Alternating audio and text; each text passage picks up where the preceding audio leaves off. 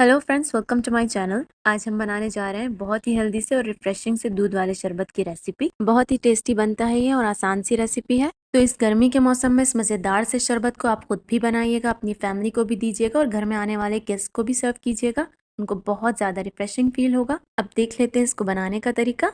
तो सबसे पहले मैंने यहाँ पर ले लिया है एक पतीला और उसमें मैं शामिल कर रही हूँ 1 लीटर के करीब दूध। दूध को आपने सबसे पहले उबाल लेना है। अब साथ ही में इसके में मैं शामिल कर लूंगी 4 से 5 अदद के करीब छोटी इलायची के दाने। अब यहाँ पर आपने दूध में उबाल आने का वेट कर लेना है।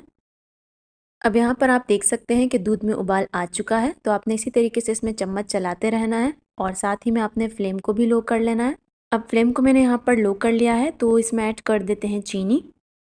तकरीबन ये 3/4 कप के करीब चीनी है जो मैं इसमें ऐड करूँगी, बट आप चीनी को कम या ज़्यादा अपने टेस्ट के हिसाब से एडजस्ट कर सकते हैं।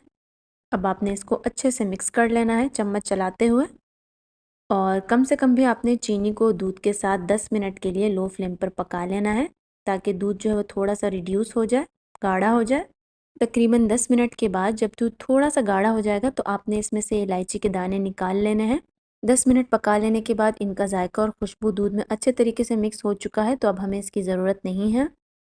इलायची के दानों को निकालने के बाद अब मैं इसमें ऐड कर रही हूँ 1 टेबल स्पून भर के चॉप किए हुए बादाम। आप इसमें पिस्ते का भी यूज़ कर सकते हैं और साथ ही इसके मैं ऐड करूँगी तकरीबन हाफ टी स्पून भर के केवड़ा वाटर। ये ज़ाफ़रानी केवड़ा है, इसकी खुशबू बहुत अच्छी होती है और ये बहुत अच्छा टेस्ट देता है शरबत में, तो आप इसको लाजमी ऐड कीजिएगा। अब आपने इनको चंद सेकंड के लिए लो फ्लेम पर पकाते हुए दूध में मिक्स कर लेना है।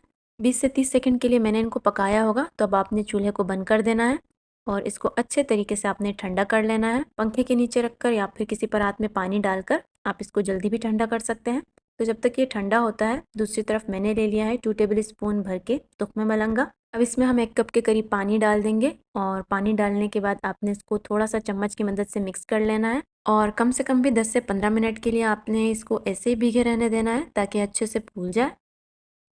अब यहाँ पर दूध को मैंने फ़ैन के नीचे रखकर अच्छे से ठंडा कर लिया है। दूध के ठंडा होने के बाद आपने इसमें ऐड कर देना है भीगा हुआ तुख्मे मलंगा।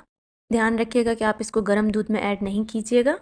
अब साथ ही में इसके शामिल कर लेंगे 3 to 4 table spoon Rooh Afza, या फिर इसके अलावा आप कोई भी रोज़ सिरप ले सकते हैं।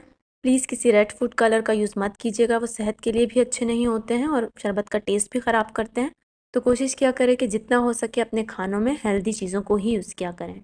अब आपने इस रूह अफ़ज़ा को अच्छे से दूध के साथ मिक्स कर लेना है। एक बार इसको अच्छे से मिक्स करने के बाद आपने इसको फ्रिज में रखकर ठंडा कर लेना है। जितना ज़्यादा ये शरबत ठंडा होगा ये उतना ही ज़्यादा मज़ा देगा। लेकिन अगर आपको इसको इंस्टेंटली ठंडा करना हो तो आप इसमें बर्फ़ के चंद टुकड़े डाल सकते हैं। तो मैंने यहाँ पर बर्फ़ के चंद टुकड़े इसमें डाल दिए हैं और इसको आप अच्छे से मिक्स कर लीजिएगा और इस शरबत को आपने इसी तरह ठंडा ठंडा सर्व करना है। बहुत ही ज़्यादा रिफ़्रेशिंग होता है, इंस्टेंट एनर्जी देगा आपकी बॉडी को, कूलिंग इफ़ेक्ट देगा और बाहर से मिलने वाले जो अनहेल्दी ड्रिंक्स होते हैं उनके मुकाबले में ये बहुत ज़्यादा हेल्दी है। घर का बनाया हुआ है और जायके में भी इतना मज़ेदार होता है कि आप झटपट से 2 से 3 गिलास भी पी जाएंगे इसके। तो ज़रूर ट्राई करिएगा इस शरबत को मेरे बताए हुए तरीके से। रेसिपी पसंद आई है तो इसे लाइक, शेयर और चैनल को सब्सक्राइब करना ना भूलिएगा। आज के लिए बस इतना ही, फिर मिलूंगी आपसे एक और आसान सी और मज़ेदार सी रेसिपी के साथ। तब तक के लिए मुझे दीजिए इजाज़त। अल्लाह हाफ़िज़।